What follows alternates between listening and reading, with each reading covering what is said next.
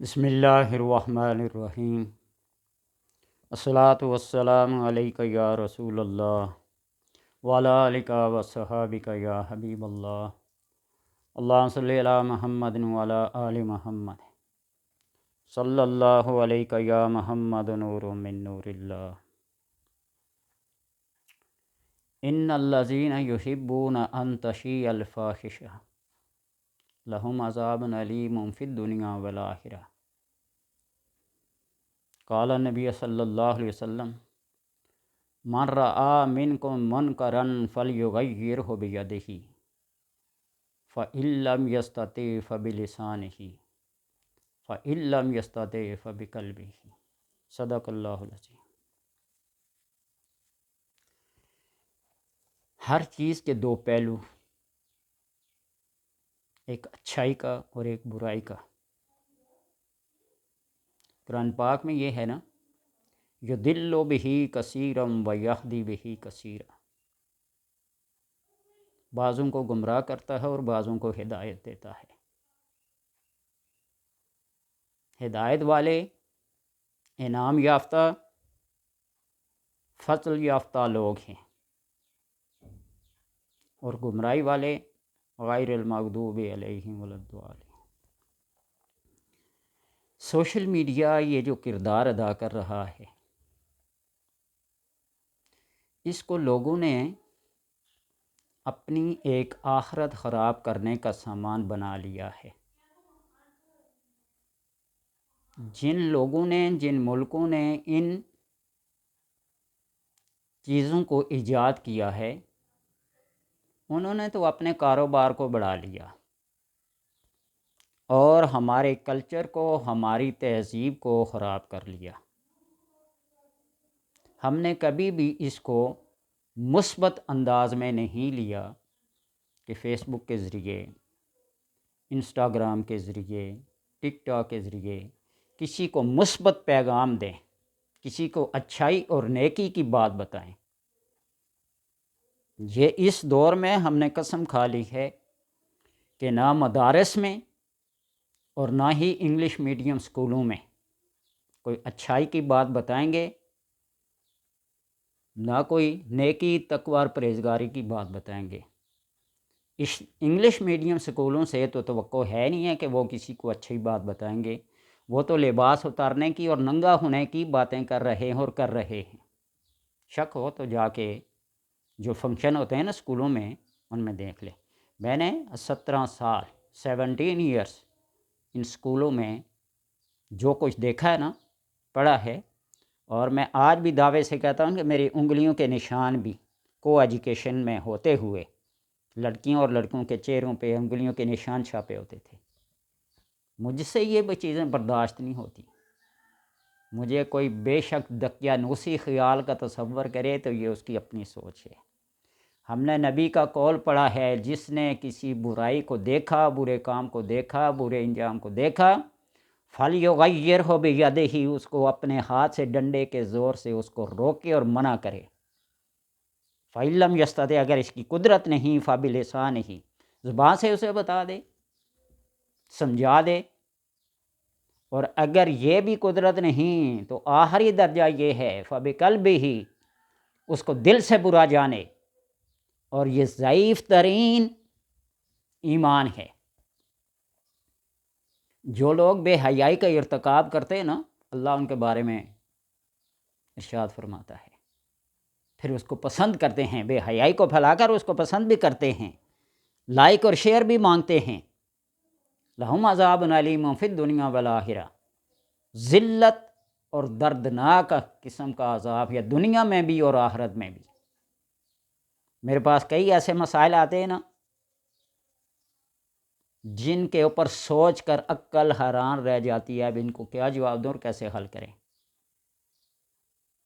جی فلاں فلاں کی دوستی ہے، لڑکی بھاگ گئی، لڑکا اس کو بھگا کے لے گیا، کورٹ میرج کر لیا، یہ کر لیا، وہ کر لیا، ماں باپ کی عزت لٹ گئی، یہ ہو گیا، وہ ہو گیا۔ اب کیا کریں اس پہ؟ ایک موبائل پہ گھر والے کنٹرول کر لینا، ساری مصیبتوں سے جان چھوٹ جائے۔ اصل جو بات بتانے لگا ہوں، یہ جو ایک 70-80 سال کا بڈھا بابا، جس کی سفید داڑھی اور وہ ایک 20-22 سال کی لڑکی سے عشق لڑا کر اس سے شادی کا ڈھونگ رچا کریں سوشل میڈیا پہ ویڈیوز وائرل کر رہے ہیں اور لوگ اس کو داد دے رہے ہیں، لائک کر رہے ہیں، شیئر کر رہے ہیں۔ آپ مجھے یہ بتائیں کہ آپ ایسی باتوں کو پسند کرتے ہیں یا اپنے گھر میں ہونا دیکھ سکتے ہیں؟ انسان کی داڑھی جب سفید ہو جائے اللہ تبارک و تعالیٰ اسے حیا فرماتے ہیں، تو انسان اتنا بے حیا کیوں ہو گیا؟ حضرت عمر رضی اللہ تعالیٰ عنہ نے ایک چوکیدار نگہبان مقرر کیا تھا، مجھے روزانہ موت کا ڈر اور خوف سنایا کرو، اعلان کیا کرو، عمر موت موت موت، آخرت آخرت۔ اور جب آپ کی داڑھی میں ایک بال سفید ہوا تو آپ نے اس کو چھٹی دے دی۔ پوچھا کیا وجہ ہے، مجھ سے کوئی کوتاہی ہوئی؟ اس نے کہا کہ میرا اپنا نگہباں آ گیا ہے، چوکیدار آ گیا ہے، ڈر سنانے والا آ گیا ہے۔ حضرت یعقوب علیہ السلام کی دوستی تھی ملک الموت سے، کہا دوست جب میرا آخری وقت آئے نا مجھے بتا دینا۔ کہا ٹھیک ہے ضرور بتائیں گے۔ ایک دن ایسا آیا کہ چلو دوست اب وقت آ گیا ہے رب کے پاس جانے کا۔ نے کہا میں نے آپ کو بتایا تھا کہ میرے پاس کوئی علامات کو نشانیاں بھیجنی۔ تو ملک الموت نے کہا میری پہلی نشانی آپ کے بالوں کو، داڑھی کو، سر کے بالوں کو سفید کیا، آپ کی بینائی کو اور آپ کی کمر کو بھی کبڑا کر دیا۔ اس سے بڑی علامات یا نشانی میں اور کیا دیتا آپ کو؟ انسان کو خوف کرنا چاہیے، اللہ سے حیا کرنی چاہیے۔ میرے بس میں ہو تو میں ان تمام بے حیائی کی چیزوں کو بین کر دوں۔ کیا فیس بک کا فائدہ یہی ہے کہ ہم بے حیائی کو پھیلائیں، دوستیاں کرتے پھریں، بیہودہ پیغامات اور شعر و شاعری کریں؟ ٹک ٹاک کا یہی ہے کہ ڈانس کریں، ناچ کریں، جوان لڑکیوں کو نچائیں اور دیکھیں، انجوائے کریں؟ انسٹاگرام کا یہی ہے؟ اس کو مثبت استعمال کریں تو اس میں حرج نہیں ہے۔ اپنے مثبت خیالات کو لوگوں تک پہنچائیں، اپنے عقائد اور نظریات کو۔ ہم نے تو مسلکی جنگ چھیڑ کر نفرتوں کی آگ میں ایک دوسرے کو جھونک رہے ہیں۔ نماز کو دیکھیں اختلافات، روزے کو دیکھیں اختلافات، کلمے کو دیکھیں اختلافات، لا الہ الا اللہ محمد الرسول اللہ، اس کلمے میں لوگوں نے کیا کیا ملا لیا، اختلافات۔ اور ہر کوئی دلیل دے رہا ہے یہ میرا قرآن سے ثبوت ہے، یہ حدیث سے ہے۔ حدیث کو بھی متنازع بنا دیا ہے، قرآنی آیات کو بھی۔ کیا ہم یہ پیغام دے رہے ہیں اس سوشل میڈیا کے ذریعے؟ روزے کو اختلاف بنا لیا ہے، کب افطار کرنا ہے کب نہیں کرنا ہے۔ جلدی افطار کرنے والوں کو وہ کچھ سنایا جاتا ہے جو سننے کے قابل نہیں، اس طرح دیر سے افطار کرنے والوں کو۔ لیکن جو سرے سے نماز ہی نہیں پڑھتا، جو سرے سے روزہ ہی نہیں رکھتا، ہم نے اس کو کچھ بھی نہیں کہنا ہے۔ تو میں چھٹی ہے، کھلی آزادی ہے۔ روزہ رکھ کے کیوں اپنے آپ کو مختلف ہی بنا رہے ہو؟ نمازیں پڑھ کے کیوں ایسا کہہ رہے ہو؟ کلمہ پڑھ کے ایسا؟ سب سے آزادی حاصل کر لو۔ یہ پیغامات دینا شروع کر دیے ہیں۔ اور سب سے بڑی کمزوری یہ ہے کہ نماز تراویح کا سوشل میڈیا پہ مذاق اڑایا جا رہا ہے۔ قرآن کو اس سپیڈ سے پڑھا جا رہا ہے، اس کا ایک لفظ سمجھ نہیں، اور چھوٹے چھوٹے بچوں کو آگے امام بنا کر پیچھے بڑے بزرگوں کو کھڑے کر کے نا تو بس یوں ایسے اٹھک بیٹھک لگا رکھی ہے۔ کیا یہ سوشل میڈیا سے ہم یہ پیغام دینا چاہتے ہیں اپنی آنے والی نسلوں کو؟ اور یہ وقت آ گیا ہے جو احادیث میں پیشن گوئیاں ہیں۔ روڈ پہ، راستے پہ، چوراہے پہ کھڑے ہو کر بیٹا ماں کے ساتھ زیادتی کر رہا ہوگا اور اس کو منع کرنے والا کوئی نہیں ہوگا، اس وقت سب سے کامل ترین ایمان والا وہ ہوگا جو دیکھ کر منہ پھیر لے، آنکھیں بند کر لے۔ ہم وہ بھی نہیں کر رہے ہیں۔ اس دور کا سب سے کامل ترین ایمان والا وہ ہے جس نے بھیڑ بکریاں رکھی ہوں، صبح سورج طلوع ہونے سے پہلے پہاڑ کی چوٹی پہ چڑھ جائے اور سورج غروب کے بعد وہ گھر میں آئے، کسی کے ساتھ کوئی ملاقات نہیں، ملن جلن نہیں، بس گوشہ نشینی اور خلوت نشینی اختیار کرے، اپنے ایمان کو، اپنے دامن کو محفوظ رکھ سکتا ہے۔ میں فخریہ طور پہ نہیں، جو بات کرتا ہوں نہ تحدیث نعمت کے طور پہ کہتا ہوں۔ میرے پڑوس میں مسجد ہے، اقامت شروع ہو تو میں گھر سے چلوں تو پہلی صف میں تکبیر اولیٰ کے ساتھ شامل ہو سکتا ہوں۔ اللہ مجھ سے جب پوچھے گا نا جماعت کے ساتھ نماز نہیں پڑھتا تھا، تو میں کہہ دوں گا میں نہیں جاتا نا بازار میں، مسجد تک بھی جمعہ پڑھنے کے لیے جاتا ہوں، وہ بھی اگر گھر میں پڑھنے کی اجازت ہوتی نا تو میں گھر میں پڑھتا۔ اور دوسری وجہ یہ ہے کہ چھوٹے چھوٹے بچے رکھے ہوئے ہیں جن کو نماز پڑھنے کا، پڑھانے کا طریقہ ہی نہیں ہے، بڑے بڑے بزرگ عالم فاضل ان کے پیچھے نماز پڑھ رہے ہیں۔ اور میں مثال دیا کرتا ہوں نا کہ جب فقہ کے اندر ایک مسئلہ بتا دیا گیا ہے کہ نماز کے اندر یہ صورتیں پڑھیں، ظہر میں، فجر میں، عصر میں، مفصلات مقصرات کی ایک تقسیم ہے، نہیں تو آخری 10 صورتیں تو ہے نا۔ میں ایک مثال دیتا ہوں نا کہ ہمارے ایک مولوی صاحب ہیں، وَجَاءُوا عَلَىٰ قَمِيصِهِ بِدَمٍ، سورہ یوسف کی یہ آیت، 2 آیتیں پڑھتے ہیں اور پھر چھلانگ لگا کے آخری سپارے میں اِنَّا أَعْطَيْنَاكَ الْكَوْثَرَ، یا سورہ والفجر کی یا ایتھا النفس المطمئنہ۔ بھائی ادھر بھی سورہ یوسف کی جو پہلی آیتیں 2 پڑھی ہیں اس کے ساتھ بھی تو متصل آگے آیتیں ہیں، اس کے پیچھے بھی تو آیات ہیں، 2 آیتیں یہ پڑھ لو، 2 آیتیں اگلی پڑھ لو تاکہ ایک اتصال ہو۔ ایک جز اولئک علیہم صلوات من ربہم ورحمہ اولئک المہتدون، سورہ بقرہ کا دوسرے سپارے کا پڑھ لیا، اور پھر دوسری رکعت میں سبحان ربک رب العزت عما یصفون۔ اگر بتائیں ان کو کہ یہ مسئلہ ایسے اور ایسے ہی ہے تو پھر آگے سے کہتے ہیں ہم بھی علم رکھتے ہیں، تو پھر علم رکھتے ہو تو پھر اپنی جگہ پہ رہو، ہم اپنی جگہ پہ۔ تو اس لیے کہتا ہوں اگر جمعہ بھی گھر میں پڑھنا جائز ہوتا نا، عید بھی پڑھنا گھر میں جائز ہوتی تو میں ایسا ہی کرتا۔ تو اس لیے یہ باتیں اس لیے کر رہا ہوں کہ سوشل میڈیا کو مثبت استعمال کریں، بے حیائی کو نہ پھیلائیں۔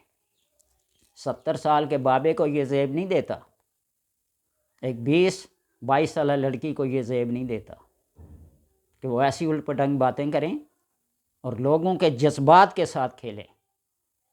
بعض غیرت کے جذبات ہوتے ہیں اور بعض جذبات بےہودگی کے ہوتے ہیں، دونوں جذبات کے ساتھ نہ کھیلیں، لوگوں کو برانگیختہ نہ کریں۔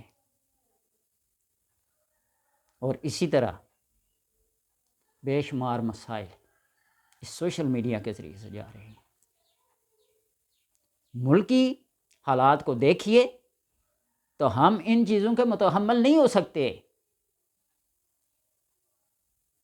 ملکی سطح پہ دیکھیے کتنے دگردوں حالات جا رہے ہیں، جنگ کے بادل منڈلائے ہوئے کیا ہیں بلکہ برس رہے ہیں، اور اپنے اپنے مفادات میں لگے ہوئے ہیں ہم۔ جب کفر اور اسلام کی جنگ ہو تو تمام عالم اسلام کا یہ حق بنتا ہے کہ وہ متحد ہو جائیں، ایک مٹھی بن جائیں، سیسا پلائی ہوئی دیوار بن جائیں، کفر کا ساتھ ہرگز نہ دیں۔ الکفر ملت واحدہ، کفر ملت واحدہ ہے تو پھر اسلام ملت واحدہ کیوں نہیں ہو سکتا؟ پاکستان کے نظریات اپنے، سعودیہ کے نظریات اپنے، ایران کے اپنے، افغانستان کے اپنے۔ نظریہ کیا ہے؟ نظریہ ایک ہے جس کے اوپر جزا اور سزا ملے، آمنت باللہ و ملائکتہ و کتبہ و رسولہ والیوم الآخر، جس کو مانیں گے جزا ملے گی یا سزا ملے گی، نہ مانے گا۔ ایمان کیا ہے؟ کتاب کیا ہے؟ رسول کیا ہے؟ فرشتے کیا ہیں؟ ان کے بارے میں عقیدہ اور نظریہ۔ باقی نظریہ کیا؟ اسلام کے ساتھ اگر مٹ بیٹ ہو جائے نا، یا ایھا الذین آمنوا اذا لقیتم الذین فاثبتوا، کسی بھی گروہ کے ساتھ، کافر گروہ کے ساتھ ہماری مل بھیڑ ہو جائے تو ثابت قدم رہو، اللہ اور اللہ کے رسول کی اطاعت کرو۔ اب دیکھ لیجئے پاکستان، ایران، افغانستان کن کے ساتھ؟ عالم کفر کے ساتھ جنگ ہے، تو ان کا ساتھ دینا چاہیے ان مسلمان ملکوں کو۔ ہماری قیادت میں کچھ کمزوری ہے اور کچھ ہیں، اور بھی بے شمار باتیں ہیں۔ عقائد و نظریات پہ آ جائے نا، تو جب پڑھ لیتے ہیں نا محمد الرسول اللہ، تو ساری باتیں ختم ہو جاتی ہیں۔ انسان آگ میں جانا پسند کر لیتا ہے لیکن محمد الرسول اللہ کو چھوڑنا پسند نہیں کرتا۔ تو ہم ایک کاغذ کے ٹکڑے پر حلف اٹھا کے ملک کے دفاع کے لیے جان بھی قربان کریں گے، مال بھی قربان کریں گے سب کے، لیکن بک جاتے ہیں پھر۔ حلف یہی ہے۔ ہم نے جن لوگوں کو اپنا نمائندہ مقرر کر کے ایوان بالا میں بھیجا ہے، وہاں اگر یہ بل پاس ہوں کہ شراب بیچنا، پینا، استعمال کرنا جائز ہے، اور ایک غیر مسلم اس بل کو پیش کرے اور اس بل کی مخالفت کرنے والے سارے ارکان بالا مخالف ہوں، تو ان کو ووٹ دینا جائز ہے۔ اسمبلی میں اگر یہ بل پاس ہو کہ 18 سال سے کم شادی نہیں ہو سکتی، تو کیا بلوغت کی حد 18 سال ہے؟ جو ہی بالغ ہو شادی کی کوئی پابندی نہیں ہے، شادی ماں باپ نے کرنی ہے۔ ایوان بالا سے کوئی انتظامات نہیں ہوں گے، بلکہ وہاں سے ٹیکس کی بھرمار ہوگی۔ یہ اسلامی نظریاتی کونسل، اس کا کیا کام ہے؟ یہ بڑے بڑے علماء جو ووٹ لے کر اسمبلی میں پہنچتے ہیں، یہ دیکھ کر بھی سن کر بھی آنکھیں موند لیتے ہیں، بند کر لیتے ہیں، سم بکم عمی بن جاتے ہیں۔ کیا ان کو ووٹ دینا جائز ہے؟ یہی تو سبب بن رہے ہیں بے حیائی کے پھیلانے کا۔ اور حق بات جہاں بیان کرنی ہو، حق بات بیان نہ کی جائے، اور وہاں بندہ خاموش رہے باوجود علم کے، باوجود سمجھ بوجھ رکھنے کے، وہ نبی صلی اللہ علیہ وسلم کے فرمان کے مطابق گونگا شیطان ہے۔ ہم یہ باتیں برداشت نہیں کر سکتے، نہ بے حیائی کو پھیلتا دیکھ سکتے ہیں، اور نہ ہی کسی بری بات کو دیکھ کر چپ رہ سکتے ہیں۔ جہاں تک بس چلتا ہے اس بات کو بیان کرتے ہیں، اور ہمارا بس خصوصاً میرا صرف دل سے برا جاننے کا ہے۔ یہاں سوشل میڈیا پہ آ کر اس بات کو بیان کرنا، یہ نہ کارخانے میں طوطی کی آواز ہے۔ یہ کہاں تک میری آواز جائے گی؟ کون اس بات کو میری کو پسند کرے گا؟ لوگ تو بے حیائی کو پسند کرتے ہیں، لوگ تو ننگا ہو کر ناچنے کو پسند کرتے ہیں۔ کہاں وہ پردے میں رہیں گے، کہاں وہ شرعی حدود میں رہیں گے؟ تو اس لیے ان باتوں کو دل سے برا جانتا ہوں تو بیان کرتا ہوں۔ اور جہاں اپنے حلقہ احباب میں، اپنے گھر کے اور چار دیواری میں تھپڑ بھی لگانا ہو تو لگتا ہے، بےہودہ زبان استعمال کرنی اور سمجھانے کے لیے تو گالی گلوچ بھی دینا چلتا ہے۔ اگر نہ چلے تو دل سے، میں آپ اللہ پہ یقین کریں، گھر میں بھی کوئی ایسی بات اگر دیکھتا ہوں نا بچوں میں یا کسی میں، تو سمجھاتا ہوں۔ اگر سمجھ سے بھی بات سمجھ نہ آئے تو پھر میں کئی دن تک ان سے کلام تک نہیں کرتا، پھر سمجھ جاتے ہیں کہ کچھ جی۔ تو اس لیے ایسے اپنے چہرے مورے کو، بڑھاپے کو لے کر نوجوان بن کر لوگوں کے اندر بے حیائی نہ پھیلائیں، یہی پیغام ہے۔ اس لیے اگر عام دنوں میں نہیں تو رمضان کے دنوں میں اس سوشل میڈیا، ٹک ٹاک، فیس بک، انسٹاگرام، فلاں جن ذرائع سے بے حیائی پھیل رہی ہے اور لوگ دیکھ رہے اور نوجوان برباد ہو رہے ہیں۔ آج کل اعتکاف میں موبائل لے کے بیٹھ جاتے ہیں، انہیں قرآن کی تلاوت کیا کرنی ہے، انہیں اعتکاف کا ثواب کیا لینا ہے، انہوں نے تو موبائل دیکھنا ہے۔ اللہ تبارک و تعالیٰ سمجھنے، سمجھانے اور عمل کی توفیق عطا فرمائے۔